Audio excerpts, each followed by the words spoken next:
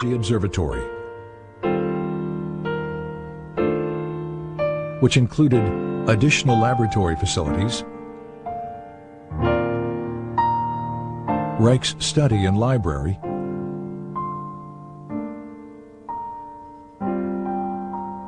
and outdoor observation decks.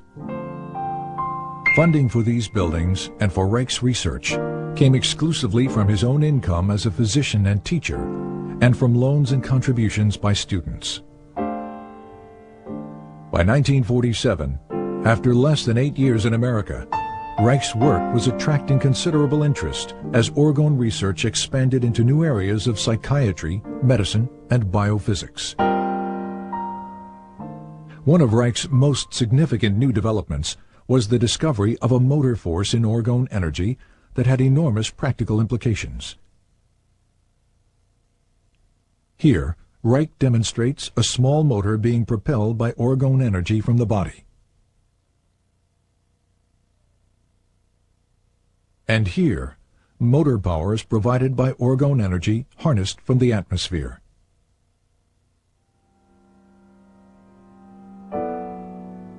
With the development of organon, Reich's dream of a home for his work was slowly becoming a reality.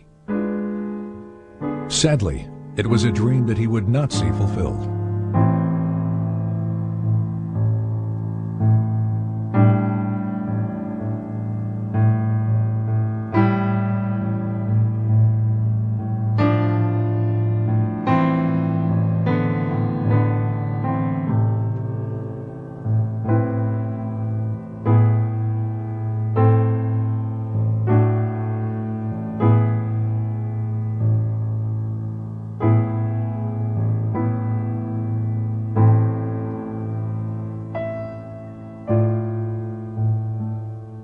In 1947, this article written by freelance journalist Mildred Brady appeared in New Republic magazine.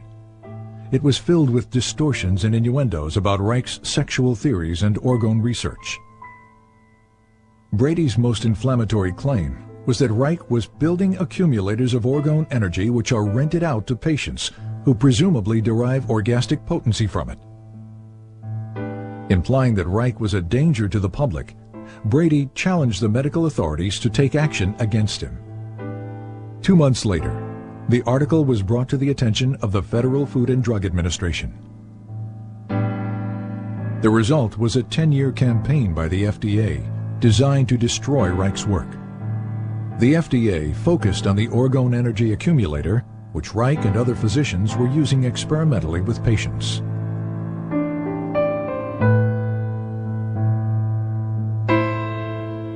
Convinced that the accumulator was being fraudulently promoted as a sexual and medical device, FDA agents spent years interviewing Reich's associates, physicians, students, and patients, looking for dissatisfied accumulator users.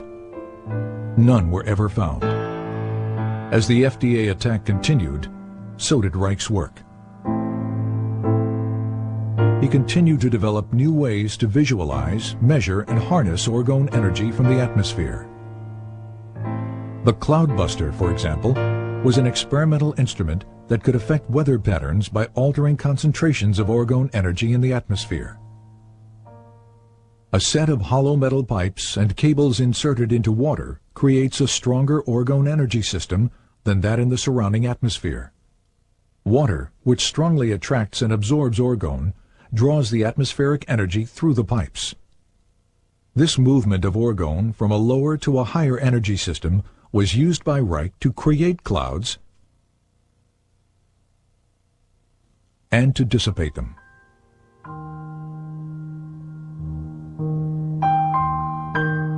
In 1953, during a long drought that threatened the Maine blueberry crop, several farmers offered to pay Reich if he could bring rain to the parched region.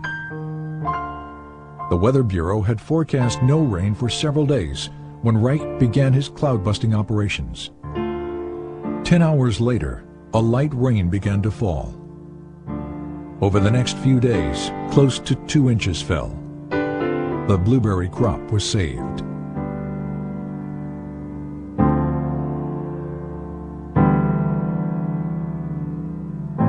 In February 1954, the FDA filed a complaint for injunction against Reich in the federal court in Portland, Maine. The complaint declared that orgone energy does not exist. It asked the court to prohibit the shipment of accumulators in interstate commerce and to ban Reich's published literature, which they claim was labeling for the accumulators. Reich responded to the complaint with a lengthy letter to Judge John Clifford, explaining that he could not appear in court since doing so would allow a court of law to judge basic scientific research. Scientific matters, he wrote, can only be clarified by prolonged, faithful, bona fide observations in friendly exchange of opinion, never by litigation. I therefore submit, in the name of truth and justice, that I shall not appear in court. Judge Clifford did not accept Reich's letter as a valid legal response, and the injunction was issued on default, as if Reich had never responded at all. But the injunction was even more excessive than the initial complaint. It ordered that all orgone energy accumulators and their parts were to be destroyed. It ordered all materials containing instructions for the use of the accumulator to be destroyed as well. It also banned a list of Reich's books containing statements about orgone energy, until such time as all references to orgone energy were deleted. After the initial shock, Reich continued his work, traveling to Arizona to experiment with the cloudbuster in the dry desert environment.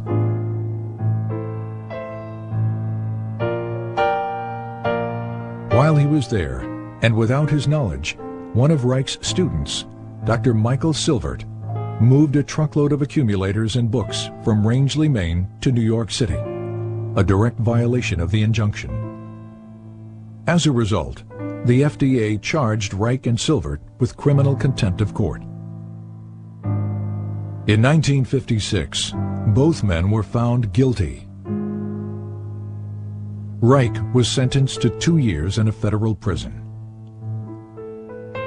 While Reich appealed his sentence, the government carried out the destruction of accumulators and literature. In New York City, several tons of Reich's books and other publications were burned in one of the city's garbage incinerators, including titles that were only to have been banned. This destruction of literature constitutes one of the most heinous acts of censorship in United States history.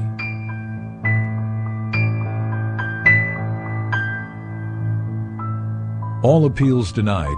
On March 11, 1957, 2 weeks shy of his 60th birthday, Wilhelm Reich was imprisoned at the federal penitentiary in Lewisburg, Pennsylvania.